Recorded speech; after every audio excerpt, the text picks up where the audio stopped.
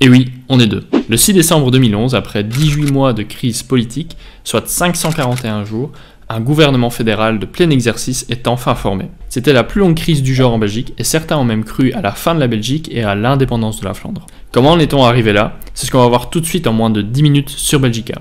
Bonjour à tous, c'est Orient. Pour bien comprendre, il faut remonter 4 ans en arrière, lors des élections fédérales de 2007. Guy Verhofstadt, premier ministre libéral flamand de l'Open VLD depuis 8 ans, est battu par une coalition des nationalistes de la N-VA et des chrétiens-démocrates du CD&V. En Wallonie et à Bruxelles, le Parti socialiste perd sa première place, suite à plusieurs scandales financiers, au profit du MR, la droite francophone. Les négociations coincent et les partis n'arrivent pas à se mettre d'accord sur une énième réforme de l'État ou non. Et il faudra 194 jours pour qu'un gouvernement de plein exercice soit enfin formé. Il sera composé par le MR, la droite francophone, l'Open VLD, la droite néerlandophone, le CD&V, les chrétiens-démocrates flamands, le CDH, les chrétiens-démocrates francophones, le PS et le SPA, les socialistes néerlandophones et francophones. Et le Premier ministre sera Yves Le Terme, oui, celui qui chantait la Marseillaise. On le verra dans toutes nos vidéos. Ce gouvernement travaillera pendant 2 ans, avant qu'Alexander De Croo, le président de l'Open VLD à l'époque, mais notre Premier ministre actuel, débranche la prise suite à un désaccord sur le dossier Bruxelles-Halle-Vilvoorde. Vite fait, Bruxelles-Halle-Vilvoorde, c'est la combinaison de 3 villes. Ensemble, elles formaient un arrondissement judiciaire et administratif bilingue, au sein de la région flamande et de la région bruxelloise. Cela n'avait pas vraiment de sens parce que les communes relevaient à la fois de la région flamande, de la région bruxelloise et d'un arrondissement administratif distinct pour les communes à faciliter. Tu comprends rien? C'est normal. Et c'est pour ça qu'on voulait régler cette situation. Mais alors, est-ce qu'on quitte vraiment un gouvernement juste pour ça? Pas vraiment. En réalité, les Flamands voulaient limiter l'expansion des francophones autour de Bruxelles. Pourquoi? Ils craignent la tache d'huile francophone, que des francophones viennent s'installer profondément en Flandre et qu'ils continuent à voter exactement comme s'ils habitaient à Bruxelles. Et octroyer une grande partie de cet arrondissement à la région flamande. Maintenant que tu sais tout ça, on peut passer aux choses sérieuses. On est donc en 2010, le précédent gouvernement avait déjà eu du mal à se former et des nouvelles élections ont lieu. Les libéraux flamands donc se tirent, le gouvernement n'a plus de majorité au Parlement, des nouvelles élections ont lieu, et là, c'est le cataclysme. Les nationalistes flamands de la N-VA, dirigés par le populaire Bart De Wever et qui militent pour l'indépendance de la Flandre, deviennent le premier parti en Flandre avec 17% des voix. Mais derrière, le PS reprend des couleurs avec 13% des voix. Et au moment de former un gouvernement, ça bloque. Pourquoi? D'un côté, on a une Flandre prospère économiquement, dirigée par la N-VA qui est à droite et séparatiste. De l'autre, on a la Wallonie plus pauvre et de gauche avec le PS et qui défend l'unité du pays. La première possibilité pour former un gouvernement serait d'associer le PS et la N-VA. Mais idéologiquement, c'est très difficile. Idéalement donc, il faut se passer de l'un d'entre eux. En Flandre, le deuxième parti, le CD&V, donc les chrétiens-démocrates, ne veulent pas monter au gouvernement sans la N-VA. En Wallonie et à Bruxelles, la solution pour éviter le PS serait de monter au gouvernement avec le deuxième parti, le MR, la droite. Mais les autres partis francophones à l'époque, c'est-à-dire Écolo et le CDH, les chrétiens-démocrates francophones, ne veulent pas. Et surtout, le MR n'est pas invité aux négociations. On est donc au point mort. C'est là que le roi entre en jeu. Et si t'as pas vu notre dernière vidéo sur le sujet, vas-y, on y explique tout ça. Il a le rôle d'être au-dessus de la mêlée et de faire en sorte qu'un gouvernement soit formé. Il nomme le gagnant des élections, Bart De Wever, informateur. Il doit informer le roi sur les coalitions potentielles qui peuvent être formées. Il rencontre alors tous les autres partis et rend un rapport 3 semaines plus tard. Ce rapport conclut qu'il n'y a pas moyen de former un gouvernement, mais qu'il y a des points de convergence. Le roi nomme alors Elio Di Rupo, le président du PS, préformateur dans l'idée de préparer la formation d'un gouvernement. Il fait en soi la même chose que Bart De Wever. Il rencontre les autres partis, il cherche des terrains de discussion pour préformater un gouvernement. 2 mois après, Elio Di Rupo retourne voir le roi pour démissionner. Et le roi Albert II refuse. Et il lui demande de trouver une solution. Alors, vu que le roi est pas content, tous les partis se mettent autour de la table et trouvent une solution. Tous les partis sont d'accord, sauf la N-VA et le CD&V. Pourquoi? L'accord prévoyait de régler le problème de Bruxelles-Halle-Vilvoorde, de refinancer la région bruxelloise et de octroyer plus de compétences aux régions. Mais la N-VA et le CD&V trouvent cela insuffisant. Et du coup, Di Rupo démissionne pour de bon, et le roi nomme le président de la Chambre des représentants, André Flao, et le président du Sénat, Danny Peters, médiateur. Et on est reparti pour un tour.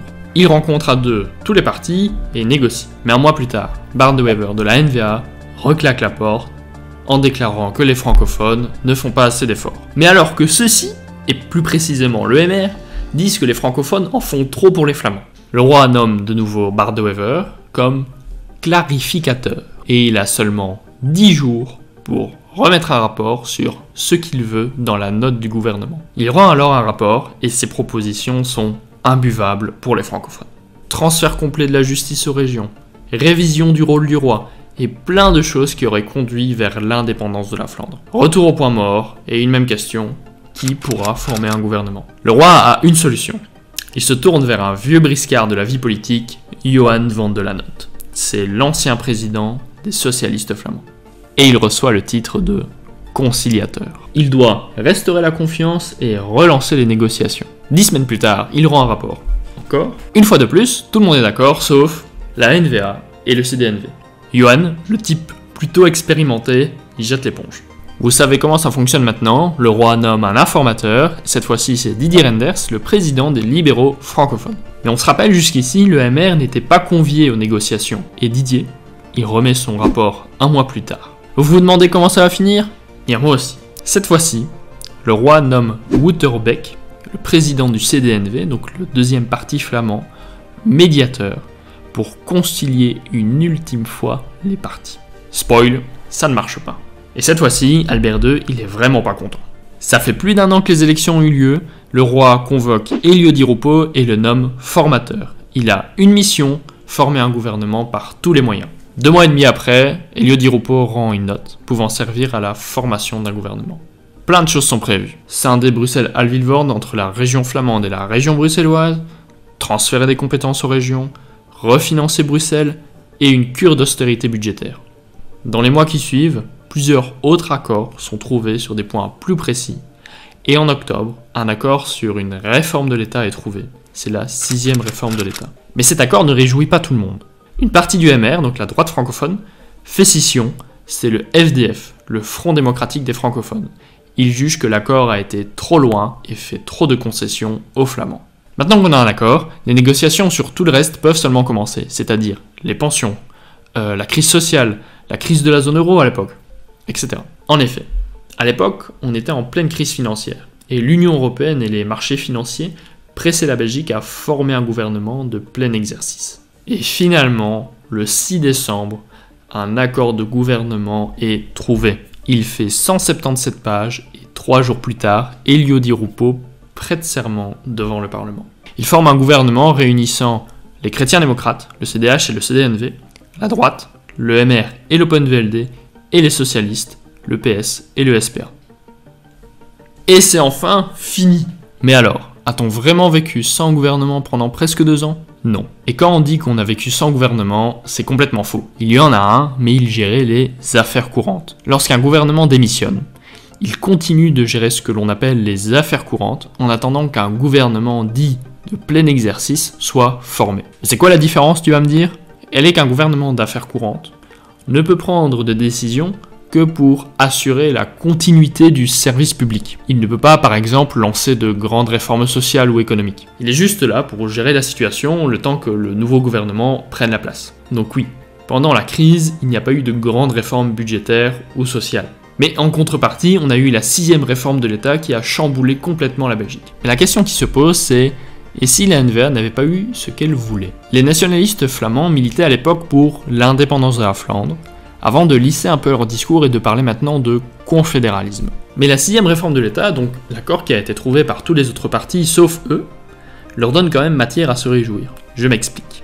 Premièrement, cette réforme donne d'une part énormément de compétences aux régions et aux communautés, dont des éléments de sécurité sociale, dont la majorité des partis avant la crise ne voulaient pas toucher. Les seuls pays dans le monde ayant des entités fédérées, donc les régions et les communautés, avec autant, voire plus d'autonomie, ce sont les États-Unis, le Canada et la Suisse. Deuxièmement, les régions sont maintenant quasiment financièrement indépendantes. Avant la réforme, l'État fédéral collectait tous les impôts et puis les redistribuait aux communautés et aux régions.